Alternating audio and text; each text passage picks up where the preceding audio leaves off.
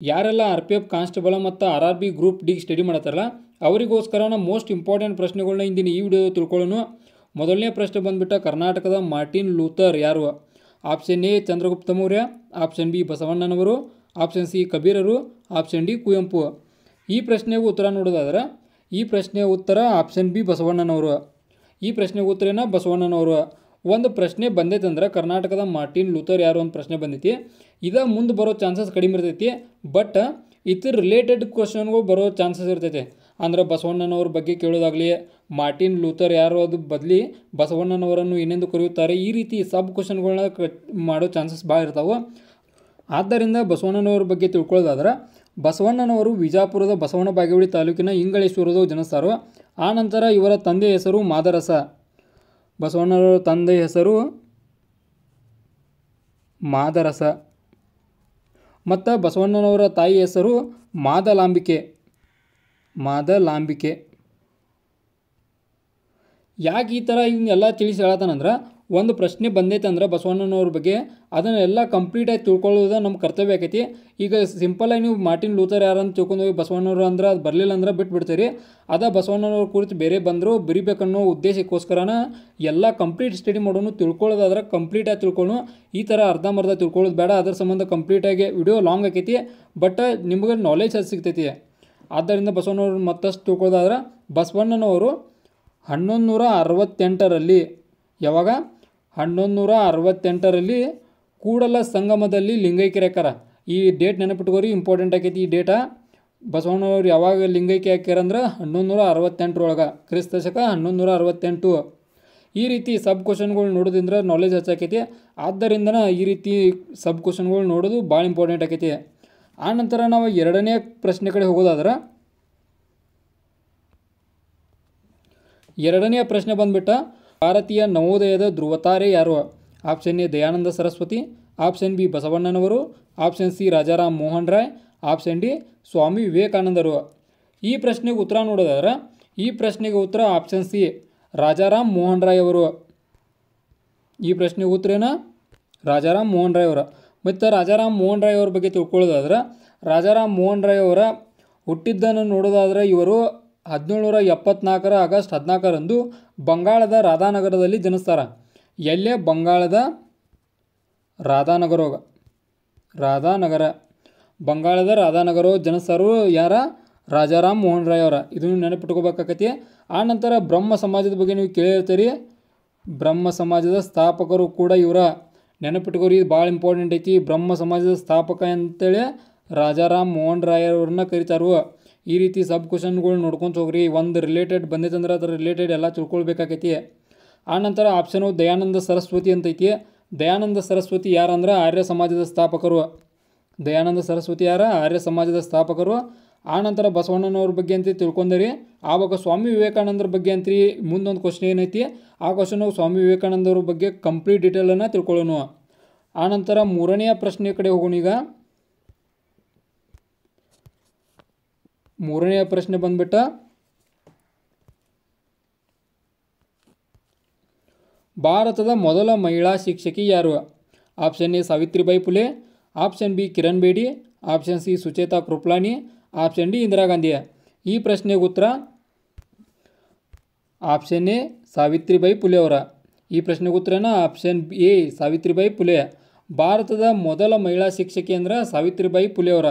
ಸಾವಿತ್ರಿಬಾಯಿ ಫುಲೆ ಅವರ ಕೇವಲ ಮಹಿಳಾ ಶಿಕ್ಷಕಿ ಆಗಿರಕ್ಕಿಲ್ಲ, ಇವರು ಸಮಾಜದಲ್ಲಿರುವ ಅನೇಕ ಪಿಡುಗುಗಳ ಕುರಿತಂತೆ ಕೂಡ ಹೋರಾಟಗಳನ್ನು ಮಾಡಿದರು. ಇವರ ಯಜಮಾನರಾದ ಅಂದರೆ ಇವರ ಗಂಡರಾದ ಜ್ಯೋತಿಬಾ ಫುಲೆ ಅವರು ಕೂಡ ಸಮಾಜದ ಭಾಳಷ್ಟು ಕೆಲಸ ಮಾಡಿದರು. ಅವರಿಗೆ ಎಂದೆಂದು ಹೃತ್ಪೂರ್ವಕವನ್ನು ಸಲ್ಲಿಸಬೇಕಾಗತಿ. ಯಾಕಂದ್ರೆ ಇಂದು ಭಾರತದ ಏನು ಶಿಕ್ಷಣ ನೀತಿ ಐತಲ್ಲ ಇವರಿಬ್ಬರ ಕಾರಣಕ್ಕನ ಚಲೋ ಮಟ್ಟಿಗೆ ಐತೆ ಅಂತೇಳಿ ಅನಿಸ್ತೈತಿ. ಆದ್ದರಿಂದ ಕಿರಣ್ ಬೇಡಿ ಅವ್ರ ಬಗ್ಗೆ ತಿಳ್ಕೊಳ್ಳೋದಾದ್ರೆ IAS ಅಧಿಕಾರಿ ಮೊದಲ. ಆದ ನಂತರ ಸುಚೇತಾ ಕೃಪಲಾನಿ ಮೊದಲ ಮುಖ್ಯಮಂತ್ರಿ ನೋಡಿವ್ರು. ಸುಚೇತಾ ಕೃಪಲಾನಿ ಮೊದಲ ಮುಖ್ಯಮಂತ್ರಿ, ನೆನಪಿಟ್ಕೋರಿ. ಆನಂತರ ಇಂದಿರಾ ಗಾಂಧಿಯವರ ಮೊದಲ ಮಹಿಳಾ ಪ್ರಧಾನಮಂತ್ರಿ. ಸುಚೇತಾ ಕೃಪಲಾನಿ ಮೊದಲ ಮಹಿಳಾ ಮುಖ್ಯಮಂತ್ರಿ, ಇಂದಿರಾ ಗಾಂಧಿಯವರ ಮೊದಲ ಮಹಿಳಾ ಪ್ರಧಾನಮಂತ್ರಿ. ಈ ರೀತಿಯಾಗಿ ಎಲ್ಲ ನಾಲೆಜನ್ನು ತಿಳ್ಕೋದ್ರಿಂದ ಮುಂದೆ ಬರೋ ಪ್ರಶ್ನೆಗಳನ್ನ ಈಸಿ ಆಕಾವು ನಿಮಗೆ. ಆನಂತರ ನಾಲ್ಕನೆಯ ಪ್ರಶ್ನೆ ಕಡೆ ಹೋಗೋಣ. ನಾಲ್ಕನೆಯ ಪ್ರಶ್ನೆ, ಹೆಣ್ಣು ಮಕ್ಕಳಿಗಾಗಿ ಪ್ರಥಮ ಪ್ರೌಢಶಾಲೆ ಸ್ಥಾಪಿಸಿದವರು ಯಾರು? Option A Savitribai Phule, option B Jyotiba Phule, option C Atmaram Pandurang, option D Balgangadhar Tilak. ಈ ಪ್ರಶ್ನೆಗೆ ಉತ್ತರ ಭಾಳಷ್ಟು ಜನ ಕನ್ಫ್ಯೂಸ್ ಏನಾಕಾರ ಅಂದ್ರೆ ಜ್ಯೋತಿಬಾ ಫುಲೆ ಅಂತ ಹಾಕಿ ಬಂದುಬಿಡ್ತಾರು. ಆದರೆ ಈ ಪ್ರಶ್ನೆಗೆ ಉತ್ತರ ಆತ್ಮಾರಾಮ್ ಪಾಂಡುರಂಗ. ಯಾಕೆ ಆತ್ಮಾರಾಮ್ ಪಾಂಡುರಂಗ್ ಅಂದ್ರೆ ಜ್ಯೋತಿಬಾ ಫುಲೆ ಅಲ್ಲ. ಯಾಕೆ ಆತ್ಮಾರಾಮ್ ಪಾಂಡುರಂಗ್ ಅಂತ ಹೇಳೋದಾದ್ರೆ ಜ್ಯೋತಿಬಾ ಫುಲೆ ಅವರ ಮೊದಲ ಮಹಿಳಾ ಶಾಲೆಯನ್ನು ಸ್ಥಾಪನೆ ಮಾಡ್ತಾರೆ. ಆದರೆ ನಮ್ಮ ಕ್ವಶನ್ ಒಳಗೆ ಏನೈತೆ ಅನ್ನೋದು ಅರ್ಥ ಮಾಡ್ಕೋಬೇಕು. ಮೊದಲ ಪ್ರೌಢಶಾಲೆ, ಮಹಿಳಾ ಪ್ರೌಢಶಾಲೆಯನ್ನು ಸ್ಥಾಪನೆ ಮಾಡಿದವರು ಯಾರ? ಆತ್ಮಾರಾಮ್ ಪಾಂಡುರಂಗ್ ಅವರ. ಆತ್ಮಾರಾಮ್ ಪಾಂಡುರಂಗ್ ಅವ್ರ ಬಗ್ಗೆ ತಿಳ್ಕೊಳ್ಳೋದಾದರೆ ಇವರ ಪ್ರಾರ್ಥನಾ ಸಮಾಜವನ್ನು ಸ್ಥಾಪಿಸುವ ಮೂಲಕ ಸಮಾಜದಲ್ಲಿರುವ ಅನೇಕ ಪಿಡುಗುಗಳ ವಿರುದ್ಧವಾಗಿ ಇವರು ಕೂಡ ಹೋರಾಟಗಳನ್ನು ನಡೆಸಿದರು. ಆನಂತರ ಜ್ಯೋತಿಬಾ ಫುಲೆ ಅವ್ರ ಬಗ್ಗೆ ತಿಳ್ಕೊಳ್ಳೋದಾದ್ರೆ ಜ್ಯೋತಿಬಾ ಫುಲೆ ಅವರು ನೋಡೋದಾದ್ರೆ ನಾವು ಇವರು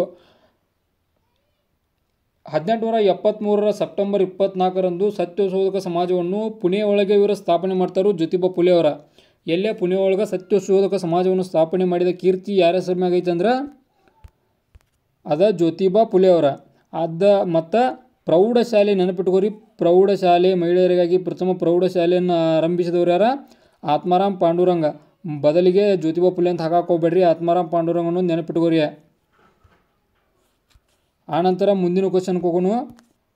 5ನೇ ಪ್ರಶ್ನೆ, ನ್ಯೂ ಇಂಡಿಯಾ ಪತ್ರಿಕೆಯನ್ನು ಆರಂಭಿಸಿದವರು ಯಾರು?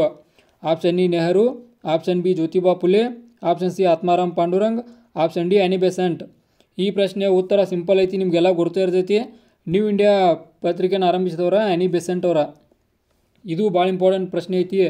ಆನಿ ಬೆಸೆಂಟ್ ಅವ್ರ ಬಗ್ಗೆ ಒಂದಷ್ಟು ಮಾಹಿತಿಗಳನ್ನ ತಿಳ್ಕೊಳ್ಳೋದಾದ್ರೆ ಆನಿ ಬೆಸೆಂಟ್ ಅವರನ್ನು ಶ್ವೇತ ಸರಸ್ವತಿ ಅಂತ ಕರೀತಾರು. ನೆನಪಿಟ್ಕೋರಿ ಇದನ್ನು, ಇದು ಭಾಳ ಇಂಪಾರ್ಟೆಂಟ್ ಐತಿ. ಏನಂತ ಕರೀತಾರು? ಶ್ವೇತ ಸರಸ್ವತಿ. ಶ್ವೇತ ಸರಸ್ವತಿ ಅಂತೇಳಿ ಆನಿ ಬೆಸೆಂಟ್ ಅವ್ರನ್ನ ಕರೀತಾರು. ಇದು ಭಾಳ ಇಂಪಾರ್ಟೆಂಟ್ ಆಕೈತಿ, ಇದನ್ನು ಕೂಡ ನೋಡ್ಕೋರಿ. ಒಂದು ಏನರ ತಿಳ್ಕೊತಾವಂದ್ರೆ ಅದ್ರ ಬಗ್ಗೆ ಎಲ್ಲ ಕೂಡ ತಿಳ್ಕೊಳ್ಳೋದು ನಮ್ಮ ಕರ್ತವ್ಯ ಆಕೈತಿ. ಈಗ ನ್ಯೂ ಇಂಡಿಯಾ ಪತ್ರಿಕೆ ಬಿಟ್ಟು ಕಸ ಬೇರೆ ಪತ್ರಿಕೆ ಬಂತು ಅಂದ್ರೆ ಉದಾಹರಣೆಗೆ ನೋಡೋದಾದ್ರೆ ನಾವು ಪ್ರಬುದ್ಧ ಭಾರತ, ಈ ಪ್ರಬುದ್ಧ ಭಾರತ ಅಂತ ಬಂತು. ಅವಾಗ ಆನಿ ಬೆಸೆಂಟ್ ಅಂತ ಹಾಕಿ ಬರೋದಲ್ಲ. ಪ್ರಬುದ್ಧ ಭಾರತವನ್ನು ಯಾರು ಸ್ಥಾಪನೆ ಮಾಡ್ತಾರೆ ಗುರುತಿರ್ಬೇಕು ನಿಮ್ಗೆ? ವಿವೇಕಾನಂದರವ್ರು ಸ್ಥಾಪನೆ ಮಾಡ್ತಾರೋ. ಈ ರೀತಿಯಾಗಿ ಒಂದಷ್ಟು ಪತ್ರಿಕೆಗಳದಾವು. ಆನಿ ಬೆಸೆಂಟ್ ಅವರ ಯಂಗ್ ಇಂಡಿಯಾ ಎಂಬ ಪತ್ರಿಕೆ ಕೂಡ ಈ ಪ್ರಾರಂಭ ಮಾಡಿದವರು ಅಂತೇಳಿ ಬಂದ್ರೆ ಅವರು ಕೂಡ ಆನಿ ಬೆಸೆಂಟನ ಯಂಗ್ ಇಂಡಿಯಾ. ನೆನಪಿಟ್ಕೋರಿ, ಆ ಪ್ರಶ್ನೆ ಪತ್ರಿಕೆ ಅದು ಕೂಡ ಬರ್ಬೋದು. ಒಂದು ಐತಂದ್ರೆ ಅದ್ರ ಬಗ್ಗೆ ತಿಳ್ಕೊರಿ. ಬೇರೆ ಬೇರೆ ತಿಳ್ಕೋದ್ರಿಂದ ಇದಾಕೈತಿ. ಮತ್ತು ಆನಿ ಬೆಸೆಂಟ್ ಅವ್ರ ಬಗ್ಗೆ ಇನ್ನೊಂದಷ್ಟು ಮಾಹಿತಿಗಳನ್ನ ತಿಳ್ಕೋದಾದ್ರೆ ಆನಿ ಬೆಸೆಂಟ್ ಅವರ 1898ರಲ್ಲಿ ಕೇಂದ್ರೀಯ ಹಿಂದೂ ಕಾಲೇಜನ್ನು ಸ್ಥಾಪನೆ ಮಾಡ್ತಾರು. ಎಲ್ಲಿ ಸ್ಥಾಪನೆ ಮಾಡ್ತಾರಂದ್ರೆ ಇದನ್ನು ವಾರಾಣಸಿ ಒಳಗೆ. ನೆನಪಿಟ್ಕೋರಿ, 1898ರೊಳಗೆ ವಾರಾಣಸಿ ಒಳಗೆ ಈ ಕೇಂದ್ರೀಯ ಹಿಂದೂ ಕಾಲೇಜನ್ನು ಸ್ಥಾಪನೆ ಮಾಡಿದ ಕೀರ್ತಿ ಆನಿ ಬೆಸೆಂಟ್ ಅವರ ಹೆಸರು ಐತಿ. ಇದು ಭಾಳ ಇಂಪಾರ್ಟೆಂಟ್ ಆಕೈತಿ. ಆನಂತರ ಮುಂದಿನ ಪ್ರಶ್ನೆಗೆ ಹೋಗೋಣ. ಆನಂತರ 6ನೆಯ ಪ್ರಶ್ನೆ, ರಾಷ್ಟ್ರೀಯ ಯುವಕರ ದಿನ ಯಾವಾಗ ಆಚರಿಸಲಾಗುತ್ತದೆ? ಇದಂತ್ರಿ ನಿಮಗೆಲ್ಲ ಗುರ್ತಾ ಇರ್ತೈತಿ. ರಾಷ್ಟ್ರೀಯ ಯುವಕರ ದಿನಾಚರಣೆಯನ್ನು ಜನವರಿ 12ನೇ ತಾರೀಕು ಆಚರಣೆ ಮಾಡ್ತಾರು.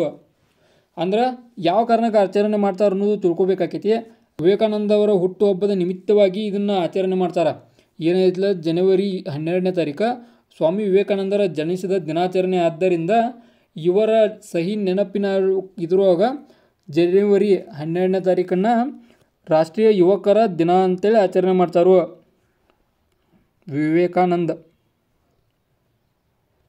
ವಿವೇಕಾನಂದರ ಏನು ನೆನಪಿನ ದಿನಾಚರಣೆಯನ್ನು ಇದು ಯುವಕರ ದಿನ ಅನ್ನೋದು ನೆನಪಿಟ್ಕೋರಿ. ಆನಂತರ ಮುಂದಿನ ಪ್ರಶ್ನೆಗೆ ಹೋಗೋಣ. 7ನೆಯ ಪ್ರಶ್ನೆ, ರಾಮಚರಿತ ಮಾನಸ ಇದು ಯಾರ ಕೃತಿ? ಆಪ್ಷನ್ ಎ ಮೀರಾಬಾಯಿ, ತುಳಸಿದಾಸರ, ಆಬಕ ಶಿಶುನಾಳ ಶರೀಫರ, ಆಬಕ ಪುರಂದರದಾಸರು. ಈ ಪ್ರಶ್ನೆಗೆ ಉತ್ತರ ನಿಮ್ಗಂತೂ ಗುರ್ತಿರ್ತೈತಿ, ಈಗಾಗಲೇ ಗುರ್ತಾಗಿರ್ಬೇಕು. ರಾಮಚರಿತ ಮಾನಸ ಇದು ತುಳಸಿದಾಸವರ ಒಂದು ಕೃತಿಯಾಗೈತಿ. ರಾಮಚರಿತ ಮಾನಸ ಇದು ತುಳಸಿದಾಸವರ ಪ್ರಮುಖ ಕೃತಿ. ಇದನ್ನು ನೆನಪಿಟ್ಕೋರಿ, ಯಾಕಂದ್ರೆ ಭಾಳ ಇಂಪಾರ್ಟೆಂಟ್ ಐತಿದ.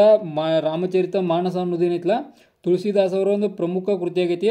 ಅಕ್ಬರ್ ದೊರೆಯ ಸಮಕಾಲೀನವರಾಗಿದ್ದರು ನೋಡಿ ಇವರು. ಅಕ್ಬರ್ ದೊರೆ ಏನಿದ್ಲ ಆ ಸಂದರ್ಭದೊಳಗೆ ಇವರ ಕೃತಿಗಳನ್ನ ರಚಿಸುತ್ತಿದ್ದರು. ಇದ್ರ ಬಗ್ಗೆನೂ ಸ್ವಲ್ಪ ನೋಡ್ಕೋರಿ. ಆವಾಗ ತುಳಸಿದಾಸವರು ಮತ್ತೊಂದಷ್ಟು ಕೃತಿಗಳನ್ನ ನೋಡೋದಾದ್ರೆ ಗೀತಾವಳಿ, ಪಾರ್ವತಿ ಮಂಗಳ, ಕವಿತಾವಳಿ, ಜಾನಕಿ ಮಂಗಳ ಇವೆಲ್ಲ ಇವ್ರ ಕೃತಿಯಾಗಿದ್ದಾವೆ. ಇವು ಕೂಡ ಬರ್ಬೋದು, ಇಂಪಾರ್ಟೆಂಟ್ ಅದಾವು, ನೋಡ್ಕೋರಿ. ಆನಂತರ ಮುಂದಿನ ಪ್ರಶ್ನೆಗೆ ಹೋಗೋಣ. 8ನೇ ಪ್ರಶ್ನೆ, ಮೋಹನ ತರಂಗಿಣಿ ಇದು ಯಾರ ಗ್ರಂಥ ಅಂತೈತಿ? ಮೋಹನ ತರಂಗಿಣಿ ಇದು ಯಾರ ಗ್ರಂಥ? ಇದಕ್ಕೆ ನಿಮ್ಗೆ ಈಗಾಗಲೇ ಉತ್ತರ ಗುರ್ತಾಗಿರ್ತೈತಿ, ಕನಕದಾಸರು. ಈ ಪ್ರಶ್ನೆಗೆ ಉತ್ತರ ಕನಕದಾಸರು. ಕನಕದಾಸರವರ ಪ್ರಮುಖ ಕೃತಿ ಒಳಗೆ ಮೋಹನ ತರಂಗಿಣಿ ಕೂಡ ಒಂದು ಬರ್ತೈತಿ. ಮತ್ತು ಕನಕದಾಸರು ಇನ್ನೊಂದಷ್ಟು ಗ್ರಂಥಗಳನ್ನ ತಿಳ್ಕೊಳ್ಳೋದಾದ್ರೆ ಮೋಹನ ತರಂಗಿಣಿ ಒಂದಾರ ನಳಚರಿತ್ರೆ, ಎರಡನೇದ ರಾಮಜ್ಞಾನ ಚರಿತ್ರೆ, ಹರಿಭಕ್ತ ಸಾರ. ಅದರೊಳಗೆ ಹರಿಭಕ್ತ ಸಾರನೂ ಕೂಡ ಭಾಳ ಇಂಪಾರ್ಟೆಂಟ್ ಆಕತಿ. ಅದನ್ನು ಕೂಡ ನೆನಪಿಟ್ಕೋರಿ. ಏನು ಕನಕದಾಸರ ಕೃತಿಗಳು ಯಾವ್ಯಾವ ಅನ್ನೋದು ನೋಡ್ಕೋದಾದ್ರೆ ನಳಚರಿತ್ರೆ, ರಾಮಜ್ಞಾನ ಚರಿತ್ರೆ, ಆವಕ ಹರಿಭಕ್ತ ಸಾರ ಇವು ಕನಕದಾಸರ ಕೃತಿಯಾಗಿದ್ದಾವು. ಇವು ಕೂಡ ಬರ್ಬೋದು, ಇಂಪಾರ್ಟೆಂಟ್ ಅದಾವು. ಆನಂತರ ಮುಂದಿನ ಪ್ರಶ್ನೆಗೆ ಹೋಗೋಣ. 9ನೇ ಪ್ರಶ್ನೆ ಬಂದ್ಬಿಟ್ಟ, ಆರ್ಯ ಸಮಾಜದ ಸ್ಥಾಪಕ ಯಾರು? ಇದಂತ್ರಿ ಗುರುತೈತೆ ನಿಮ್ಗೆ, ಇದಕ್ಕೆ ಬಗ್ಗೆ ಅಂತ್ರಿ ಹೇಳೋದಲ್ಲ. ಆರ್ಯ ಸಮಾಜದ ಸ್ಥಾಪಕ ಆಗಲೇ ನಾನು ಡಿಸ್ಕಸ್ ಮಾಡಿದನು. ಆರ್ಯ ಸಮಾಜದ ಸ್ಥಾಪಕರು ಸ್ವಾಮಿ ದಯಾನಂದ ಸರಸ್ವತಿಯವರ. ಆನಂತರ ಈ ಶ್ರೀಧರಲು ನಾಯ್ಡು ಅಂತ ಐತಲ್ಲ, ಇವ್ರು ಯಾರು ಅನ್ನೋದು ನಿಮ್ಗೆ ಯಾರಿಗಾರ ಗುರುತೈತನ? ಇವ್ರು ಯಾರು ಅಂದ್ರೆ ವೇದ ಸಮಾಜದ ಸ್ಥಾಪಕ. ವೇದ ಸಮಾಜ ಅಂತ ಇರ್ತೈತಲ್ಲ, ಆ ವೇದ ಸಮಾಜದ ಸ್ಥಾಪಕನ ಶ್ರೀಧರಲು ನಾಯ್ಡು. ಇವರ ವೇದ ಸಮಾಜವನ್ನು ಸ್ಥಾಪನೆ ಮಾಡ್ತಾರೋ. ಆನಂತರ ಈ ಸ್ವಾಮಿ ದಯಾನಂದ ಸರಸ್ವತಿಯವರ ಆರ್ಯ ಸಮಾಜವನ್ನು ಸ್ಥಾಪನೆ ಮಾಡುತ್ತಾರೆ. ಮತ್ತು ವೇದಗಳಿಗೆ ಹಿಂದಿರುಗಿ ಅಂತ ಕರೆ ನೀಡಿದವರು ಯಾರಂದ್ರೆ ನಮ್ಮ ಸ್ವಾಮಿ ದಯಾನಂದ ಸರಸ್ವತಿಯವರ ವೇದಗಳಿಗೆ ಹಿಂದಿರುಗಿ. ಇದು ಕೂಡ ಇಂಪಾರ್ಟೆಂಟ್ ಐತಿ. ಆ ಬಳಿಕ ಲಾಹೋರ್ ಮತ್ತು ಮುಂಬೈ ಒಳಗೆ ಆರ್ಯ ಸಮಾಜವನ್ನು ಇವರ 1875 1875 57 1875 ಲಾಹೋರ್ ಒಳಗೆ ಮತ್ತು ಮುಂಬೈ ಒಳಗೆ ಆರ್ಯ ಸಮಾಜವನ್ನು ಸ್ಥಾಪನೆ ಮಾಡಿದ ಕೀರ್ತಿ ಇವರ ಹೆಸರೊಳಗೆ ಐತಿ. ಆನಂತರ ಲಾಸ್ಟ್ ಕ್ವಶನ್ ನೋಡೋಣ. 10ನೇ ಕ್ವಶನ, ಸತ್ಯಶೋಧಕ ಸಮಾಜವನ್ನು ಎಲ್ಲಿ ಸ್ಥಾಪಿಸಲಾಯಿತು? ಸತ್ಯಶೋಧಕ ಸಮಾಜದ ಬಗ್ಗೆ ಆಗಲೇ ಹೇಳಿದೆ ನಿಮ್ಗೆ, ಯಾರು ಸ್ಥಾಪನೆ ಮಾಡಿದ್ದಾರೆ ಅಂತೇಳಿ. ಆದರೆ ಎಲ್ಲಿ ಸ್ಥಾಪನೆ ಮಾಡಿದ್ದಾರೆ ಅನ್ನೋದು ಹೇಳ್ರಿ. ಈ ಪ್ರಶ್ನೆ ಉತ್ತರವನ್ನು ನೀವು ತಿಳಿಸ್ರಿ, ಕಾಮೆಂಟ್ ಮಾಡಿರಿ ಕಾಮೆಂಟ್ ಬಾಕ್ಸ್ ಒಳಗೆ. ಈ ಪ್ರಶ್ನೆ ಯಾವ ಥರ ಐತಿ ಇದನ್ನ ಆಗಲೇ ಡಿಸ್ಕಷನ್ ಮಾಡಿದ ಹಿಂದೆ, ಆದರೂ ಇರಲಿ ಅಂದ್ಕೊಟ್ಟನು. ಪ್ರಶ್ನೆ ನೋಡಿದ್ದು ಎಷ್ಟು ಲಕ್ಷ ಕೊಟ್ಟು ನೋಡಿದಾರೆ ಅನ್ನೋಕೆ ನಮ್ಗೆ ಬೇಕಾಗೈತಿ. ಆದ್ದರಿಂದ ಈ ಪ್ರಶ್ನೆ ಉತ್ತರವನ್ನು ಕಮೆಂಟ್ ಮಾಡಿರಿ.